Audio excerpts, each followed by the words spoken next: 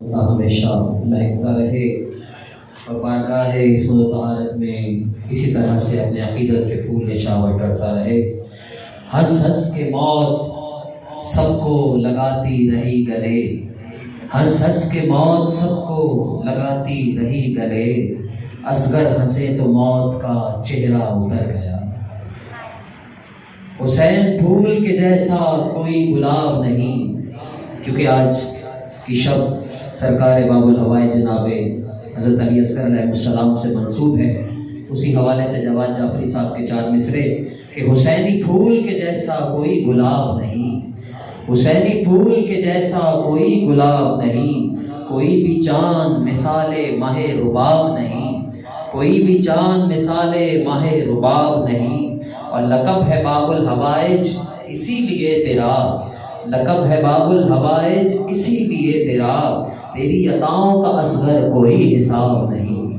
میں گزارش کروں گا آج کی شب عزا سے خطاب فرمانے کے لیے مولانا جناب اشرف علی منتظری صاحب سے کہ رونق افروز ہوں اور عشر محرم الحرام کی چھٹی مجلس عزا سے خطاب فرمانے کا شرف حاصل کریں۔ مل کے نعرہ تکبیر، نعرہ تکبیر، نعرہ رسالت، نعرہ رسالت، دونوں ہاتھ بلند کر کے نعرہ حیدری، حیدری، برائے خوشنودی امام زمان بلند ترین صلوات۔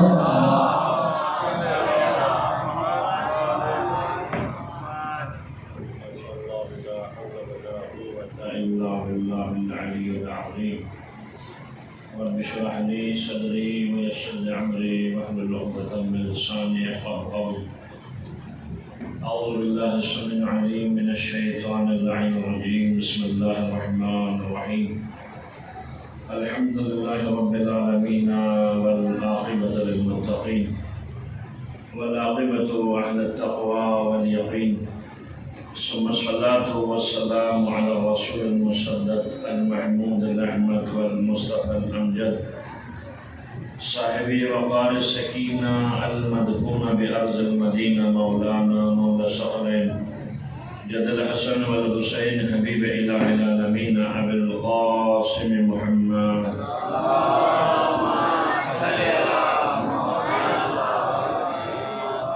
الذين أذهب الله عنهم الرجس وطهرهم تطهيرا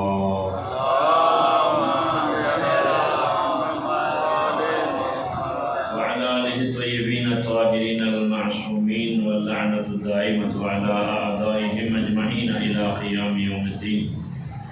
أما بعد، قال الله الحكيم في كلام المجيد وفرقان الحميد وهو أصدق القائلين وقوله الحق. بسم الله الرحمن الرحيم وما أرسلناك إلا رحمة للعالمين. صلوات محمد وعلى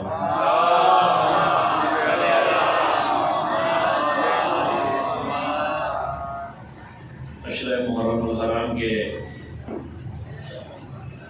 آج یہ چھٹی مجلس کا شرف جو ہے ہمیں اور آپ کو حاصل ہوا، چونکہ یہ ذکر کربلا ہمیں اور پوری انسانیت کو جو پیغام دیتا ہے وہ حق کی طرف جو ہے راغب ہونے کا اور باطل سے کنارہ کش ہونے کا۔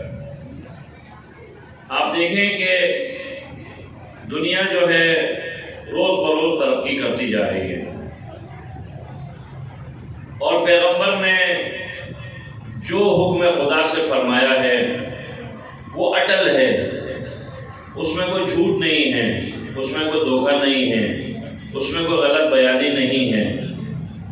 آپ نے فرمایا یہ زمین اس وقت تک جو ہے قیامت نہیں آئے گی جب تک میرا 12واں بیٹا، میرا 12واں رہبر جس کا نام میرے نام پہ ہوگا، مہدی نام ہوگا اس کا، اور وہ زمین کو اس طریقے سے امن و سکون کا گہوارہ بنائے گا جس طریقے سے یہ زمین جو ہے ظلم و ستم کا شکار ہوگی۔ یعنی زمانے کے امام جب ظہور فرمائیں گے تو یہ اتنا امن و سکون ہوگا کہ بچے جو ہے سانپ کے بلوں میں ہاتھ ڈال کے کھیلیں گے، وہ ان کو اذیت نہیں دے گا، زمین اپنے خزانے اگل دے گی۔ ایک اکیلی عورت مشرق سے لے کر مغرب تک، شمال سے لے کر جنوب تک سفر کرے گی، کوئی اس کو دیکھنے والا نہیں ہوگا۔ صدقہ دینے والے تو ہوں گے مگر صدقہ لینے والا کوئی نہیں ہوگا۔ اتنا امن ہوگا۔ اور یہ کب ہوگا؟ حکم خدا کے مطابق۔ ہم نہیں کہہ سکتے کہ مثلا اسی سال امام کا ظہور ہوگا یا اگلے سال ہوگا، حکم خدا پہ۔ لیکن جو نشانیاں بتائی گئی ہیں ان نشانیوں میں سے تاریخ میں ذکر ہے۔ اچھا، یہ بھی بڑا مشہور ہے تاریخ کے اندر کہ امام جب ظہور فرمائیں گے خانہ کعبہ سے، یہ ہمارے جو عیسائی بھائی ہیں وہ بھی اس بات کا عقیدہ رکھتے ہیں، حضرت امام مہدی آئیں گے خانہ کعبہ میں نماز پڑھائیں گے اور حضرت عیسیٰ ان کے پیچھے نماز پڑھیں گے۔ اس کے پیچھے؟ امام زمانہ کے پیچھے۔ صلوات پڑھو محمد والے۔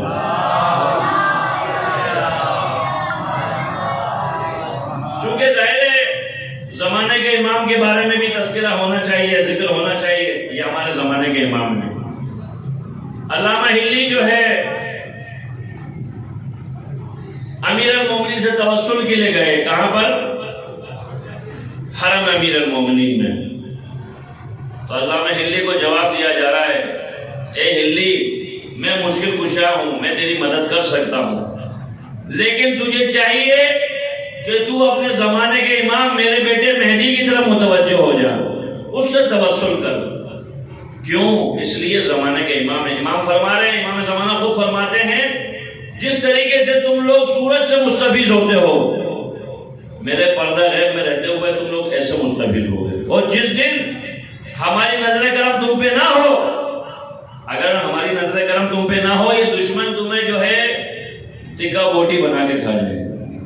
واقعی یہ امام کا فضل و کرم ہے۔ آج جو ہے میرا بھی شرعی وظیفہ ہے، یعنی اس وقت تک جو ہے ہمارا ایمان مکمل نہیں ہے جب تک ہم اس بات پہ یقین رکھیں کہ ہمارے زمانے کا امام ہے اور پردہ غیب میں ہے۔ اور امام تو ایسے زندہ ہے جسے وجود خدا، خدا کا نمائندہ ہے امام۔ امام کسی مدرسے سے پڑھ کر امام نہیں بنتا ہے، کسی عالم کے پاس جا کر تعلیم حاصل کر کے امام نہیں بنتا ہے۔ امام حکم خدا سے امام ہے۔ تو ایسی باتیں جو نشانیاں بتائی گئی ہیں ان کے متعلق ہمیں سمجھنا چاہیے کہ جو شخص بھی اپنے زمانے کے امام کی معرفت نہ رکھے اس کی موت جہالت کی موت ہے۔ یعنی افضل ترین جو عبادت ہے، افضل العبادتی و انتظار الفرج، یعنی سب سے افضل ترین جو عبادت ہے اپنے زمانے کے امام کا انتظار کرنا۔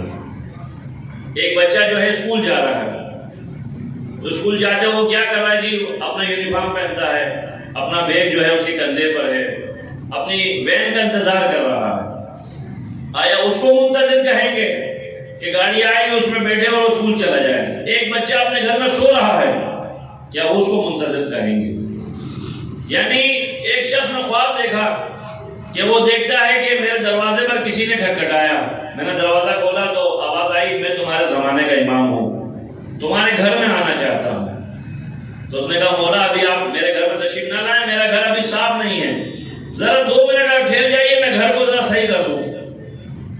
تو فوراً اپنے گھر کو ٹھیک کرنے لگا تو دیکھا امام جو ہے دوسرے کے گھر پہ گئے، کہا میں تمہارے زمانے کا امام ہوں، تمہارے گھر میں آنا چاہتا ہوں۔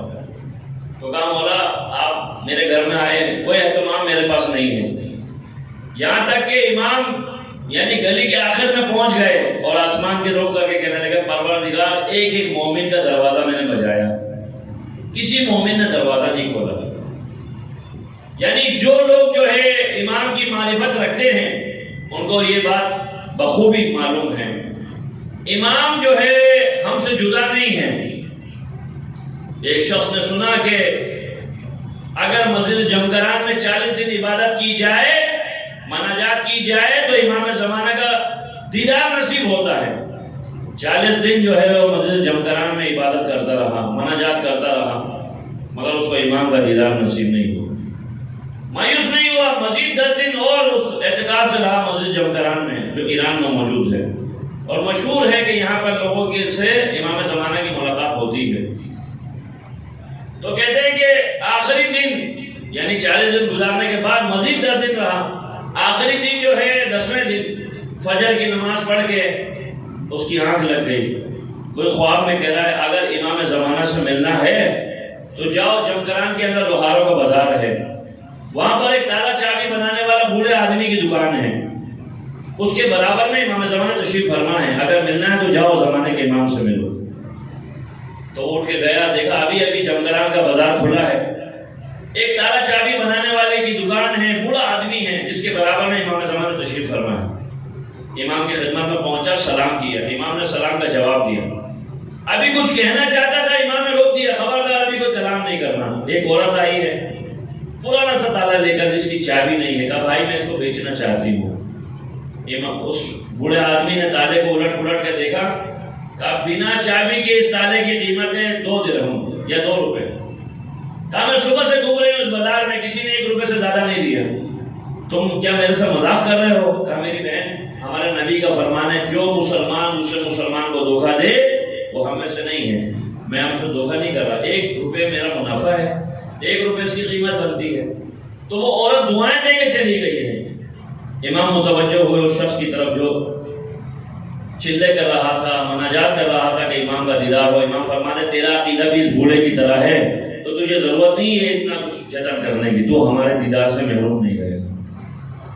یعنی جو چیز امام سے ہمیں دور کی ہوئی ہے وہ ہماری بدعملی ہے، ہماری بے عملی ہے، ہمارے غیر ذمہ داری کا مظاہرہ ہے۔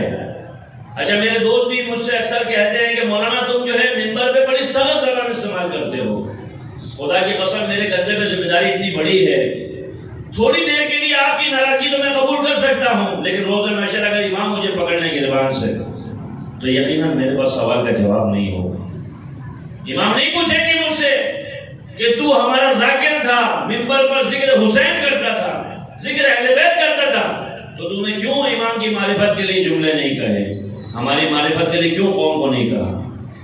اگر رسول خدا نے میرا گریبان پکڑ لیا تو میرے پاس قیامت کے دن کیا جواب ہوگا؟ جناب سیدہ کی بارگاہ میں اگر میں کھڑا ہو گیا، جناب سیدہ ہی مجھ سے پوچھ لے بھائی تم ہمارے ذاکر تھے، تم نے معرفت کی بات کیوں نہیں کری، لوگوں کو عمل کی جانب بڑھنے کی بات کیوں نہیں کری؟ دیکھیے دنیا کی ظاہری چیزیں ہیں، یہ دنیا بھی ختم ہو جائے گی، ظاہری چیزیں بھی ختم ہو جائے گی۔ شہرت وہ نہیں ہے جو اخبار میں تصویر ڈال کے آئے، شہرت وہ نہیں ہے کہ 50-100 افراد آگے پیچھے چلیں، شہرت وہ ہے جو زمانے کا امام آپ کو دے، شہرت وہ ہے جو جناب سیدہ آپ کو عطا کرے۔ وہ کھوکھلی شہرت ہے کہ بڑے بڑے اشتہار لگ جائیں، اخبار میں تصویر آ جائے، یہ شہرت کھوکھلی شہرت ہے، 2-4 دن بعد لوگ بھول جائیں گے۔ لیکن جس کو شہرت امام زمانہ عطا کرے وہ ایسی شہرت ہے جس کو کوئی ختم نہیں کر سکتا، جس کو خدا عزت معزز کرتا ہے اس کو کوئی ذلیل نہیں کر سکتا، لیکن جسے خدا ذلیل کرے اس کو کوئی معزز نہیں بنا سکتا۔ صلوات پڑھو محمد۔ تو میرے دوستوں، میرے بھائیوں، اگر خدا اور اہل بیت کے نزدیک ہونا چاہتے ہو تو اپنا کردار ایسا بناؤ کہ اگر ان کی بارگاہ میں جب جاؤ گے تو تمہیں شرمسار نہیں ہونا پڑے گا۔ بات تھوڑی کڑوی ضرور ہے، میرے دوست مجھ سے کہتے رہتے ہیں کہ بھئی آپ ایسی سخت زبان منبر پہ استعمال نہ کیجئے۔ بات یہ ہے کہ میں لوگوں کو جھوٹا وعدہ نہیں دے سکتا، ہم اپنی بارے میں نہیں بول سکتے، ہم کسی اور کے بارے میں کیا بول سکتے ہیں؟ جس جنت کے بارے میں دنیا پھر رہی ہے کہ جی یہ فلاں کام کرو گے جنت مل جائے گی، فلاں کام کرو جنت مل جائے گی، اصل میں بات یہ ہے کہ جنت کوئی 80 گز کا پلاٹ تھوڑی ہے کہ جس پہ آپ نے کیڑیے سے مہر لگائی آپ کے نام جنت ہو گئی۔ نہیں، جنت میں جانے کے لیے ان کی سیرت پہ چلنا پڑے گا۔ آپ دیکھیں نا کہ پیغمبر جو ہے، کہنے والے نے کہا نا باغ جنت میں محمد مصطفیٰ مسکراتے جائیں گے، پھول رحمت کے گریں گے ہم اٹھاتے جائیں گے۔ تو یہ سب جو ہے کردار کی بات ہے، یعنی پیغمبر فرما رہے ہیں کہ اگر ایک پتھر بھی ہم سے محبت کرتا ہو یعنی وہ روز محشر ہم سے دور نہیں ہوگا۔ اب مسئلہ یہ گا آپ اپنے وجود سے پوچھیں، اپنے آپ سے پوچھیں، ہر آدمی جانتا ہے کہ وہ کیا ہے، کون سا ایسا عمل ہے کہ جو بارگاہ خداوندی میں بھی اور بارگاہ اہل بیت میں بھی ہمیں مقبول بنا دے۔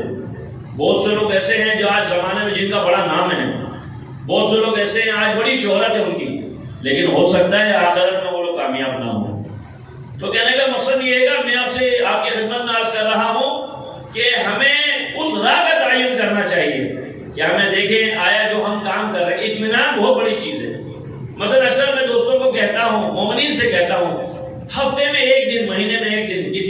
جگہ بیٹھ جاؤ، اس عالم دین کو بتاؤ کہ دیکھیں مولانا صاحب میں ایسے نماز پڑھتا ہوں، ایسے میں روزہ رکھتا ہوں، ایسے میں واجبات دین کا کام کرتا ہوں، آئے یہ کام صحیح ہے یا نہیں ہے؟ اگر صحیح ہوگا آپ کو اطمینان ہو جائے گا کہ واقعی یہ کام صحیح ہے، اور اگر اس میں کوئی غلطی ہوگی، کوئی کمی ہوگی، وہ عالم دین آپ کی تصحیح کر دے گا۔ تو آج آپ کے پاس موقع ہے، فرصت ہے، لیکن ایک وقت ایسا آئے گا کیونکہ فرصت کے لمحات جو ہے بہت اس کی قدر ضرور کرنی چاہیے، کیونکہ اللہ کے نبی صلی اللہ علیہ وسلم صلوات محمد منبر پر تشریف فرماؤ، فرماتے ہیں کہ علم حاصل کرنا، مولا علی نے بھی جو ہے مسجد کوفہ میں یہی پیغام دیا ہے، علم مال سے بہتر ہے۔ کسی نے کہا مولا علم کے بارے میں اور کچھ بتائیے، آپ نے فرمایا علم وہ ہے کہ جس کے لیے پیسہ خرچ کرنا نہیں پڑتا، لیکن مال کی تمہیں حفاظت کرنی پڑتی ہے، علم تمہاری حفاظت کرتا ہے۔ ہم جب مدرسے میں پڑھتے تھے تو ہمیں ایک حدیث پیغمبر بتائی جاتی تھی، اول علم معرفت الجبار، سب سے اول جو علم ہے وہ کیا ہے؟ خدا کی معرفت۔ وہ آخر علم تفویض الامر الیہ، اور آخری علم کی انتہا کیا ہے؟ اپنے معاملات کو خدا کے سپرد کرنا۔ آج جو ہے آپ سیرت پیغمبر کو پڑھیں، خدا سب گناہ بخش دے گا الا شرک کے۔ شرک ایسا گناہ ہے جو خدا سے شریک کرنا، وہ خدا معاف نہیں کرے گا۔ مولا علی علیہ السلام اتنی فضیلت اور کرامت ہونے کے باوجود، اتنے اعزازات ہونے کے باوجود، مولا نے کیا پیغام دیا ہے؟ مولا نے یہ نہیں کہا میں خدا ہوں، مولا نے فرمایا کہ یعنی اتنے کرامت ہونے کے باوجود ہزار رکعت نافلہ نماز مولا پڑھ رہے ہیں۔ اب آپ مجھے بتائیے کہ آج معاشرے میں ایسے افراد بھی ہیں نا، نصیری کہتا ہے کہ جی علی خدا ہے، مگر مولا کائنات جو ہے 1000 رکعت نافلہ نماز پڑھ کے بتا رہے ہیں کہ میں خدا نہیں ہوں، مگر خدا کے نور سے جدا بھی نہیں ہوں۔ تو ہمیں سمجھنا چاہیے کہ جس کو ہم مولا مان رہے ہیں، جس ہستی کو ہم مولا مان رہے ہیں، وہ تو 1000 رکعت نافلہ نماز پڑھ رہے ہیں، وہ رائے خدا میں جہاد کر رہے ہیں، یعنی دین کے لیے کام کر رہے ہیں، اور ہم ان کو مولا مان رہے ہیں۔ تو مجھے بتائیے ہم واجبات پہ کتنا عمل کر رہے ہیں؟ یہ آزاداری کا بنیادی مقصد جو ہے آج لوگوں نے سمجھا ہے کہ جی وہ مجلس بہت زیادہ کامیاب ہے جس مجلس میں زیادہ لوگ آ جائیں، جس مجلس میں زیادہ تبرک بنے، جس مجلس میں لوگ جا کے بولے واہ بھائی واہ فلاں صاحب کی مجلس ہوئی تھی، بڑا بہترین پروگرام ہوا۔ تو روزہ محشر جو ہے یہی چیز کامیاب نہیں ہے، یہ دیکھا جائے مجلس میں شرکت کرنے کے بعد کتنے لوگ عمل کر رہے ہیں۔ بھائی مثلا مسلم بھائی نے امام بارگاہ بنایا، مسلم بھائی نے نہ صرف اپنی بلکہ اپنے پورے گھر والوں کی شفاعت کا ایک جو ہے نا ذریعہ خدا سے مولا نے ان کو توفیق دی، انہوں نے تو اپنا کام کر دیا ہے۔ اب مومنین کی ذمہ داری ہے کہ اس کو کیسے آباد کرنا ہے۔ امام بارگاہ یہ فرد واحد کا نہیں ہے، سب کا ہے، اس کو آباد رکھنا صرف مسلم بھائی کی ذمہ داری نہیں ہے، قاسم بھائی کی ذمہ داری نہیں ہے۔ جو مومن اس امام بارگاہ میں آئے گا اپنا حصہ ڈالتا چلا جائے گا، تو اس کا اجر نہ تو میں دے سکتا ہوں، نہ یہ دے سکتے ہیں، نہ کوئی اور دے سکتا ہے، اس کا اجر جو ہے خدا دے گا، اور جناب سیدہ اور امام زمانہ آپ کو دے گا۔ یہ جو نظر و نیاز آپ امام بارگاہ میں دیتے ہو، عزاخانوں میں دیتے ہو، علم پہ نظر و نیاز کرتے ہو، اس کے لیے اتنی خیر و برکت ہے، اس کا اندازہ آپ اس بات سے لگائیں، اگر اعتقاد کے ساتھ آپ جو ہے اگر ایک گلاس شربت کا بھی بنا کر آپ امام کی نظر کریں گے تو انشاءاللہ روز محشر آپ کو حوض کوثر سے اہل بیت علیہ السلام سے راہ کریں گے۔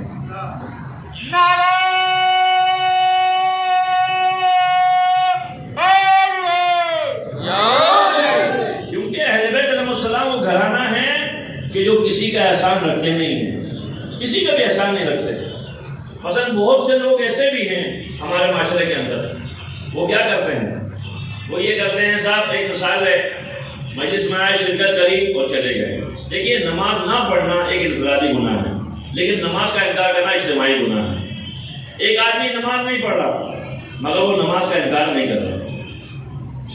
مثلا مجھے پتا ہے مثلا نماز واجب ہے مگر میں نہیں پڑھ رہا، مگر میں نماز کا انکار نہیں کر رہا ہوں۔ اگر آپ واجبات دین کا انکار کرو گے تو آپ یزید بن جاؤ گے۔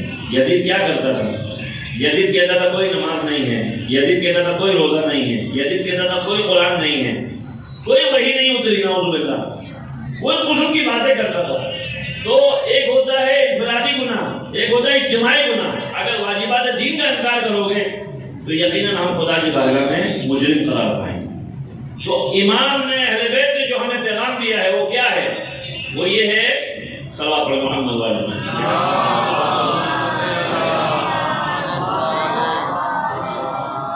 آج جو چیز جو ہے اہل بیت کی بارگاہ میں، خدا کی بارگاہ میں ہمیں منفرد و ممتاز کرے گی. اہل بیت کو کیا کثرت لوگوں کی چاہیے. امام حسین علیہ السلام کے ساتھ 72 افراد تھے، مگر اس قلیل تعداد نے اس اکثریت کے مجمع کو شکست دے دی. یعنی یزید کی فوج کے اتنے بڑے لشکر کو شکست دی کس نے؟ 72 افراد نے. وہ کون لوگ تھے؟ کہ ان کو نہیں پتا تھا یہ قتل کیے جائیں گے، نہیں پتا تھا ذبح کیے جائیں گے، ان کو معلوم تھا، وہ اپنا انجام جانتے تھے. ابھی مثلا ایک مثال ہے، آپ کوئی آگے آدمی آپ کو کہے کہ بھائی آپ کون ہو جی؟ آپ کہو گے جی میں الحمدللہ میں شیعہ ہوں. اگر شیعہ نہیں ہوں تو کم سے کم میں اہل بیت کا چاہنے والا ہوں، اہل بیت سے محبت رکھنے والا ہوں. اور وہ آدمی آپ کو کہے بھائی آپ کو پتا ہے اہل بیت کے ماننے والوں کو قتل کر دیا جاتا ہے، آپ کے ساتھ لوگ دشمنی کریں گے، آپ کی مخالفت کریں گے، سب کچھ ہوگا. تو یہ تمام چیزیں آپ کو پتا ہے، اس کے باوجود بھی آپ اہل بیت کیوں نہیں چھوڑ رہے؟ تو کیا مطلب ہے؟ اتنی مخالفت کے باوجود، اتنے اختلاف ہونے کے باوجود، یا زمانہ آپ سے اختلاف کر رہا ہے، آپ کی مخالفت کر رہا ہے، اس کے باوجود آپ اہل بیت کو پس پوچھ نہیں ڈال رہے. تو کیا مطلب ہے؟ آپ کے اندر اتنا جذبہ ہے کہ آپ اہل بیت کو سمجھتے ہو خدا کے بعد جو سب سے معزز اور برتر جو ہستی ہے وہ کون ہے؟ محمد والے محمد کی ذات ہے. تو جب ہم اتنا عقیدہ رکھتے ہیں تو ہمیں نہیں چاہیے کہ ہم ایسی روش اختیار کریں کہ ہم اہل بیت کی بارگاہ میں جب پیش کیے جائیں تو ہم مجرموں کی فہرست میں نہ پیش کیا جائے بلکہ محبوں کی فہرست میں پیش کیے جائیں. کیونکہ آپ دیکھیں ہمارے یہاں دستور ہے کہ جب ہمارا کوئی مرحوم جو ہے دنیا سے چلا جاتا ہے، جانے کے بعد اس کو قبر میں اتارا جاتا ہے. جب اس کو قبر میں اتارا جائے تو تلقین پڑھی جاتی ہے. تلقین 2 مرتبہ پڑھی جاتی ہے، ایک مرتبہ سب کے سامنے، ایک مرتبہ تنہائی میں.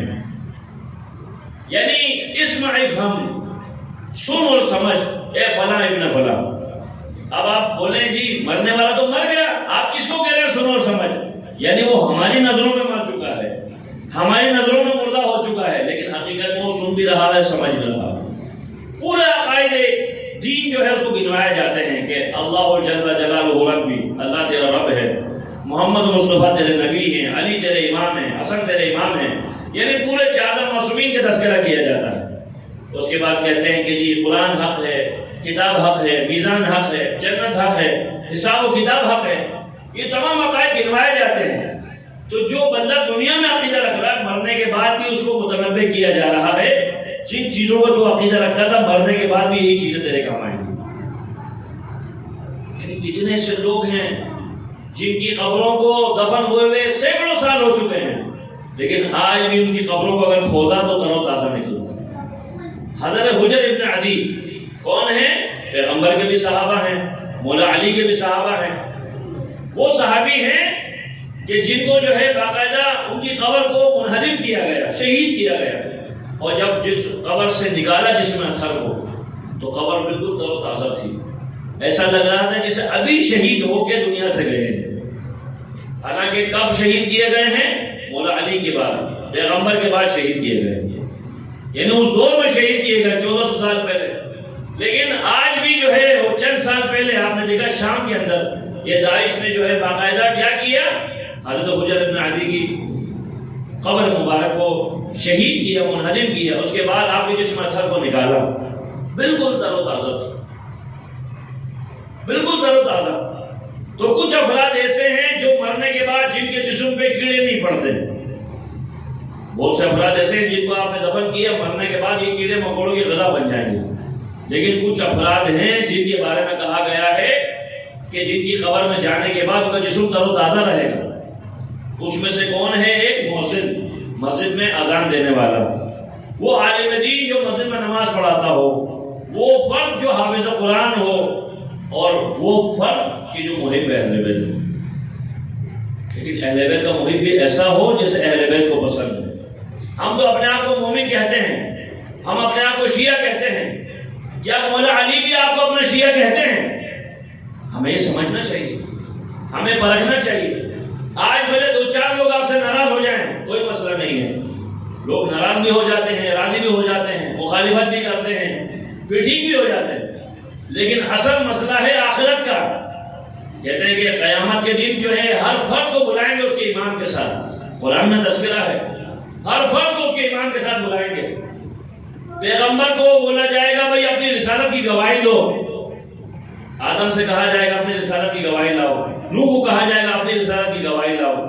تو اللہ قرآن میں فرماتا ہے وَيَقُولُ الَّذِينَ كَفَرُوا لَسْتَ مُرْسَلًا، یہ کافر کہتے ہیں تو اللہ کا نبی نہیں ہے۔ قل کہہ دے کفا باللہ، ایک تیری شہادت کے لیے اللہ کافی ہے، ومن عنده علم الکتاب، ایک وہ کافی ہے جسے ہم نے کل کتاب کا علم دیا ہے۔ تو مفسرین فرماتے ہیں اس آیت کا جو مصداق ہے وہ ذات پیغمبر اور مولا علیہ السلام، یعنی میری گواہی کے لیے کون کافی ہے؟ علی بن ابی طالب کافی ہے۔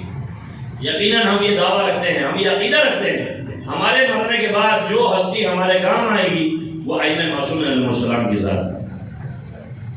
امام رضا علیہ السلام ارشاد فرماتے ہیں کہ میں اپنے زائر کی 3 موقعوں میں مدد کروں گا۔ کس وقت؟ جب وہ قبر میں اتارا جائے گا یا تو تنہا ہوگا، کوئی اس کا مونس و مددگار نہیں ہوگا، میں اپنے زائر کی مدد کروں۔ امام فرماتے ہیں میں اپنے زائر کی اس وقت مدد کروں گا جب پورے صراط پر جنت میں جانے والے جنت میں جا رہے ہوں گے، جہنم میں گرنے والے جہنم میں گر رہے ہوں گے، اس وقت میں اپنے زائر کا ہاتھ پکڑوں گا، اس وقت پورے صراط پار کروں گا۔ اور تیسرا اس وقت جب زندگی میں کسی ایسی پریشانی میں مبتلا ہوگا، اس وقت میں اپنے زائر کی مدد کروں۔ یعنی میں نے ابھی ابتدائی مجالس میں نے آپ کی خدمت میں عرض کیا تھا کہ اگر آپ کربلا نہیں جا سکتے، تصور کیجئے یہ امام بارگاہ ہی آپ کے لیے کربلا ہے۔ آپ نہیں جا سکتے، ایک مثال ہے شام، یہ عزاخانہ ہی آپ کے لیے شام ہے، عقیدت کی بات ہے۔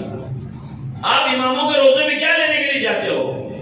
کیا آپ کو کوئی سرٹیفکیٹ ملتا ہے کہ ہاں بھائی اتنی دور سے تم آئے ہو میری زیارت کے لیے، لو یہ سرٹیفکیٹ تمہارے لیے؟ نہیں، آپ امام کے روزے کی جالی کو چومتے ہو۔ میں نے پہلے عرض کیا کہ زیارت کے باب میں یہ واقعہ موجود ہے۔ پہلے اگر اماموں کی زیارت کے لیے لوگ جاتے تھے تو کہا جاتا تھا کہ بھائی ایسا کرو، چند افراد قتل ہو جاؤ، چند افراد زیارت پہ چلے جاؤ۔ تو جو لوگ جو ہے ذبح ہوتے تھے امام کے نام پر، قتل ہونے کو ترجیح دیتے تھے، مگر وہ چاہتے تھے بھئی ہم قتل ہو جائیں تو کیا ہوا، ہمارا بھائی تو زیارت پہ چلا جائے گا۔ لیکن جو لوگ ذبح ہونے کو تیار تھے ان سے پوچھا جاتا تھا بھئی تو کیوں ذبح ہونا چاہتا ہے، تو کیوں قتل ہونا چاہتا ہے، زیارت پہ کیوں نہیں جا رہا؟ تو وہ جواب دیتا تھا تو صرف جا کے روزے کی جالی چومے گا، میں جب اہل بیت کے نام پہ ذبح کیا جاؤں گا شرف ملاقات کروں گا۔ یقیناً یہ ہمارا جذبہ ہے، ان مجلسوں میں مقدس ہستیاں تشریف لاتی ہیں، تو لہٰذا اس بات کا خیال رہے، یہ مجلس میں آنے کے بعد آپ کی ذمہ داری پڑ جاتی ہے۔ آپ جب مجلس سے واپس جاؤ نا تو کہتے ہیں کہ ایک مومن نے اپنے گھر میں مجلس رکھی،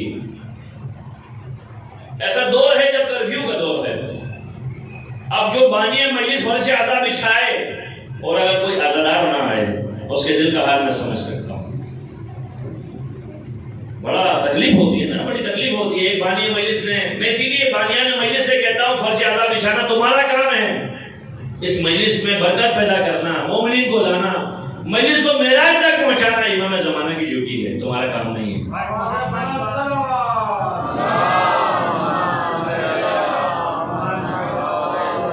یعنی تصور کریں کہ اس مومن نے اپنے گھر میں فرش عزا بچھائی، خواتین کی مجلس تھی، کوئی عورت اس مجلس میں نہیں آئی، بڑا رنجیدہ ہو گیا، پریشان ہو گیا، یا جناب سیدہ میں نے اپنے گھر میں آپ کے بیٹے کے نام کی مجلس رکھی، لیکن اس مجلس میں کوئی نہیں آیا، تھوڑی دیر نہیں گزری گھر میں اتنی خواتین آ گئی، گھر چھوٹا پڑ گیا۔ اچھا مجلس ہو گئی ختم، تبرک تقسیم ہو گیا، دیکھا کافی دیر تک ایک عورت رو رہی ہے، تو پوچھا کہ بھئی خدا آپ کو صبر دے، آپ کیوں گریہ کرتی ہیں؟ جس کا اپنا بیٹا قتل کیا جائے، ذبح کیا جائے، اس ماں سے کہتے ہو تم نہ رو؟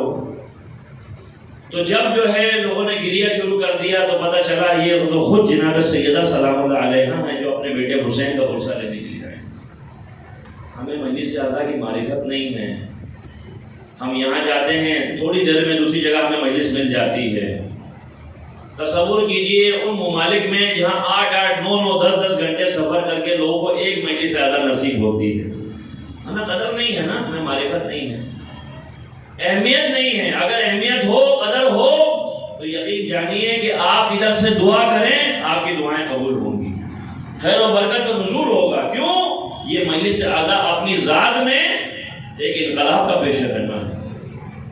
یہ مجلس اعلیٰ کسی فرد واحد کی نہیں ہے، یہ لوگوں کو قریب کرنے کے لیے ہے، دین کی تبلیغ کرنے کے لیے ہے، قرآن کی ترویج کرنے کے لیے ہے۔ تو حسین کے خیمے میں کیا چیزیں تھیں؟ امام حسین کے خیمے میں تسبیح و تحلیل کی آواز آ رہی ہے، امام حسین کے خیمے میں عبادت الہی جو ہے نا کیا جا رہا ہے، مگر یزید کے خیموں میں کیا ہو رہا ہے؟ ناچ گانے کی محفل سجائی جا رہی ہے، لوگ گانا بجا رہے ہیں، رقص و سرور کی محفلیں سجی ہوئی ہیں، مگر امام حسین کے خیمے میں لوگ سبحان اللہ کہہ رہے ہیں، شکر اللہ کہہ رہے ہیں، یعنی تسبیح و تحلیل کی آواز آ رہی ہے۔ کس سے؟ امام حسین کے اصحاب سے۔ اور میں اکثر یہ جملہ کہتا ہوں مجلس میں کہ آپ ذرا کربلا کو سمجھیں کہ یہ کربلا ہے کیا۔ اکثر لوگ آپ کو یہ کہیں گے بھائی شہید تو شہید ہے، شہید پہ رونے سے کیا فائدہ، شہید پہ جو ہے ماتم کرنے سے کیا فائدہ۔ آج جو ہے زمانہ جو ہے تابوت کی مخالفت کرتا ہے کہ جی یہ مزاروں پہ نہیں جانا چاہیے، قبروں پہ نہیں جانا چاہیے، تابوت نہیں نکالنا چاہیے، بدعت ہے۔ خدا توفیق دے حج پہ جب جائیں، خانہ کعبہ کے برابر میں ایک دیوار ملے گی جس کو حتیم کہا جاتا ہے۔ حتیم، یہ حتیم وہ ہے جس حتیم کے نیچے حضرت ابراہیم، حضرت اسماعیل، حضرت حاجرہ کی قبریں موجود ہیں۔ اور جب تک حاجی اس حتیم کو شامل کر کے طواف نہ کرے، خدا فرماتا میں اس خانہ کعبہ کے طواف کو حاجی کے منہ پہ مار دیتا ہوں۔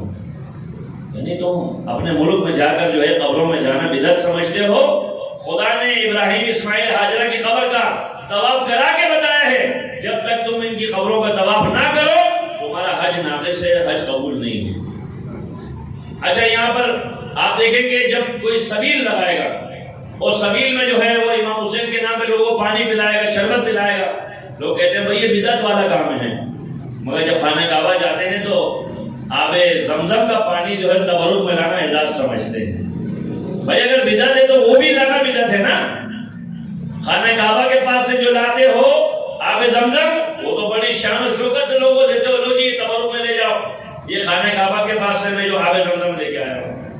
لیکن یہاں پر اپنے ملک کے اندر اگر کوئی حسین کے نام پہ سبیل لگا لے، حسین کے نام پہ کوئی شربت بانٹے، تو ہمارے بھائی کہتے ہیں کہ بھائی یہ کیا ہے؟ نعوذ باللہ بدعت ہے۔ صلوات علی محمد وعلی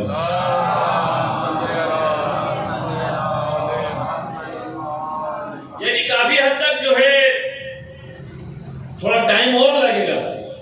آپ دیکھیں گے کہ جو مخالفت کرنے والے ہیں ان کے بعد، کیونکہ جھوٹ کے سر پیر نہیں ہوتے ہیں، جتنی بھی کوشش کر لیں، آئینہ جو ہے سامنے والے کی شبیہ دکھاتا ہے۔ اور قرآن فرماتا ہے وَمَن يُعَظِّمْ شَعَائِرَ اللَّهِ، شعائر اللہ کا احترام واجب ہے۔ یہ مسجد، امام بارگاہ، مدرسہ، علم، ذوالجناح، تابوت، یہ تمام کیا ہیں؟ یہ شعائر اللہ ہیں جن کا احترام ضروری ہے۔ اب اگر آپ کو پوچھے بھائی یہ جو علم آپ نکالتے ہیں، یہ علم وہ علم تو نہیں جو کربلا میں عباس نے اٹھایا تھا، ہم مانتے ہیں وہ علم نہیں ہے، مگر اس علم کو دیکھ کر ہمیں اس علم کی یاد آتی ہے۔ آج لوگ کہتے ہیں صاحب یہ جو آپ ذوالجناح نکالتے ہو، یہ ذوالجناح وہ تو نہیں جس پہ حسین سوار ہوئے تھے، ہم مانتے ہیں یہ وہ ذوالجناح نہیں ہے، مگر اس ذوالجناح کو دیکھ کر ہمیں حسین کی سواری یاد آتی ہے۔ آج لوگ کہتے ہیں صاحب یہ جو تابوت ہے یہ وہ تابوت تو نہیں ہے، اس لیے کہ ہم یہ تابوت کو دیکھ کر حسین کی اس غربت ہمیں یاد آ جاتی ہے۔ کربلا کے میدان میں کیا ہوا تھا؟ آج جو ہے یزید کی وکالت کرنے والے بڑے دھڑلے سے کہتے ہیں کہ جی 2 بادشاہوں کی جنگ تھی، 2 بادشاہوں کی جنگ ہوتی تو اتنا بڑا کہرام ہوتا۔ کیا آپ دیکھیں کہ لوگ جو یزید کی وکالت کرتے ہیں ان کو یہ بات کیوں سمجھ نہیں آتی؟ کہتے ہیں یزید جو ہے صحابی تھا، اگر یزید صحابی تھا تو امام حسین صحابی نہیں تھے بلکہ رسول اللہ کے خون تھے۔ فرماتے ہیں نا حسین منی وانا من الحسین، حسین مجھ سے ہے میں حسین سے۔ یعنی منبر کا خطبہ چھوڑ رہے ہیں. حسین مسجد میں آیا, کم سنی ہے امام حسین کی, اللہ کے نبی نماز پڑھا رہے ہیں. اچانک امام حسین آئے, پشت پہ سوار ہو گئے. پشت پہ سوار ہونے کے بعد پیغمبر نے پڑھا سبحان ربی الاعلیٰ و بحمدہ, 70 مرتبہ پڑھا, 72 مرتبہ پڑھا پیغمبر نے. کیا؟ سبحان ربی الاعلیٰ و بحمدہ. اب جو پیغمبر کی ابتدا میں صحابہ کرام نماز میں موجود ہیں, وہ ایک مرتبہ سجدے سے سر اٹھانا چاہتے ہیں, جب دیکھتے ہیں پشت پہ حسین بیٹھا ہوا, دوبارہ سجدے میں چلے جاتے ہیں. پھر سجدے سے سر اٹھانا چاہتے ہیں. یعنی 72 مرتبہ حسین نے جو ہے پشت پر اپنے نانا کو سبحان ربی الاعلیٰ کہلوایا. اور نانا نے کہا, کیا کوئی راوی کہہ سکتا ہے کہ نعوذ باللہ پیغمبر نے جو نماز پڑھی ہے یا صحابہ کرام نے جو نماز پڑھی ہے, نعوذ باللہ یہ نماز نہیں ہے. شاعر نے کہا نا, میرا حسین خوش رہے تیری یہی نماز ہے. یعنی امام حسین کو پہچانوا رہے ہیں.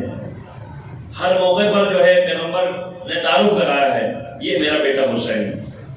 گود میں بٹھا کر بھی بتا رہے ہیں, عالم غربت میں شہید کیا جائے گا. تو پوچھا نا, یا رسول اللہ کون شہید کرے گا آپ کے نواسے کو؟ کہا میری امت شہید کرے گی. کربلا کا میدان جو ہے آج بھی اسی طرح مقتلگاہ ہے جو سن 61 ہجری میں تھا. فرق یہ ہے گا, اس وقت جب کربلا برپا ہوئی حسین کے چند ساتھی تھے. آج پورا زمانہ کہتا ہے لبیک یا حسین. آج محرم کی 6 تاریخ ہے. امام حسین کا ایک ایسا شہزادہ جس کی عمر 6 ماہ ہے, 6 ماہ بچہ ہے. شب عاشور جو ہے ام رباب کہہ رہی ہیں کس سے اصغر سے, بیٹا اصغر تو ابھی گٹھنیوں کے بل بھی نہیں چلتا ہے, کاش تو بڑا ہوتا, تجھے بھی میں امام حسین پہ قربان کرنے کے لیے بھیجتی. تو امام حسین تشریف لا کر فرماتے ہیں, ام رباب تیرا بیٹا تو وہ قربانی دے گا جو کربلا کا کوئی شہید نہیں دے سکتا. جب امام حسین خیمے سے ودا ہو کے گئے نا, تو کہا یا زینب ام کلثوم رقیہ علیکم منی السلام, اے بیویوں حسین کا آخری سلام قبول کرو. خیمے سے ودا ہو کر گئے ہیں حسین, تو دیکھا پیچھے خیمے سے کہرام مچنے کی آواز آئی. واپس پلٹے ہیں, کہا میری بہن زینب میری زندگی میں رونے کی آوازیں کیوں بلند ہو رہی ہیں؟ کہا میرے بھائی حسین جب آپ خیمے سے نکلے ہیں نا, اصغر نے اپنے آپ کو جھولے سے گرا دیا ہے. تو کہتے ہیں اصغر کو جو ہے آبا کے داماد نے ایسے لے کے آئے ہیں جیسے فوجی اشکیا نے سمجھا شاید حسین صلح کے لیے قرآن لے کے آئے ہیں. ہاں یقیناً یہ قرآن تو ہے مگر قرآن ناطق ہے. عمر صاحب سے کہتے ہیں, عمر صاحب میرے اس بچے کی ماں کا دودھ بھی خشک ہو چکا ہے, 3 دن ہو گئے, ایک بوند پانی اگر ہو سکے میسر اس بچے کو پلا دو. اگر تم یہ سمجھتے ہو حسین بچے کے بہانے خود پینا چاہتا ہے تو میں اپنے چہرے کے رخ کو پھیرتا ہوں, آؤ آ کر 2 بوند اس بچے کو سیراب کر دو. تو کہتے ہیں حرملہ سے کہا, حرملہ اختا کلام الحسین, حسین کی کلام کو قطع کرو. اندازہ کرو کہ پھول جیسا بچہ ہے.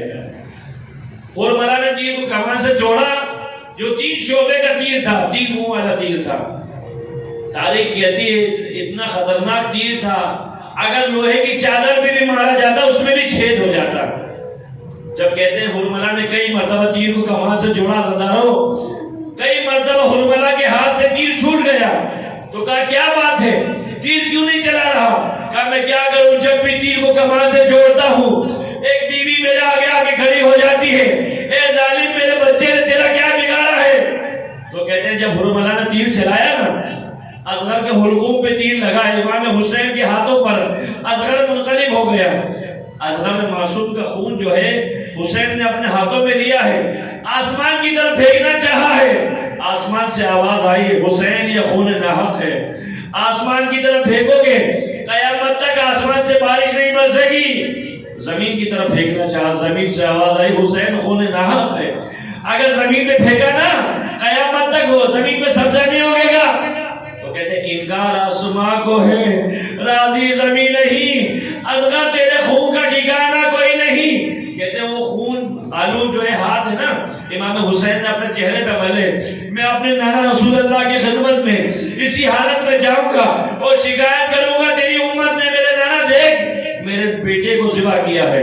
کہا اصغر تیرے جیسے بچے تو نہر نہیں کیا جاتا ہے, مگر اس وفاکش امت نے کیا کیا ہے, تو کہتے ہیں کہ 2 قدم حسین آگے بڑھے ہیں، 2 قدم پیچھے ہٹے ہیں. فرمایا اِنَّ لِلَّهِ وَإِنَّ إِلَيْهِ راجعون.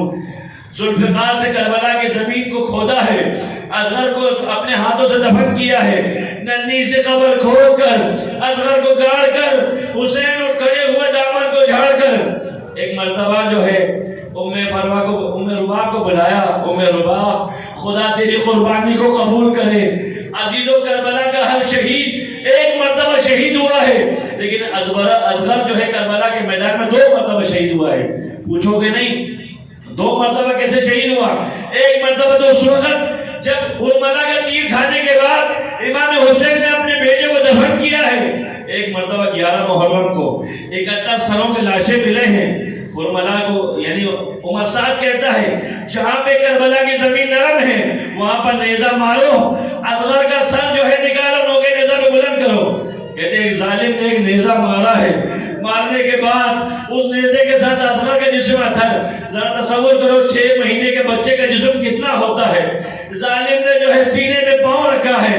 میری زبان جل جاتی، میں جملے نہیں کہتا. جب اصغر کے سر مبارک کو تن سے جدا کر کر لوگوں نے نظر بلند کیا نا تو ماں کہتی ہے میرے لال واقعی تو کربلا کا عظیم مجاہد ہے.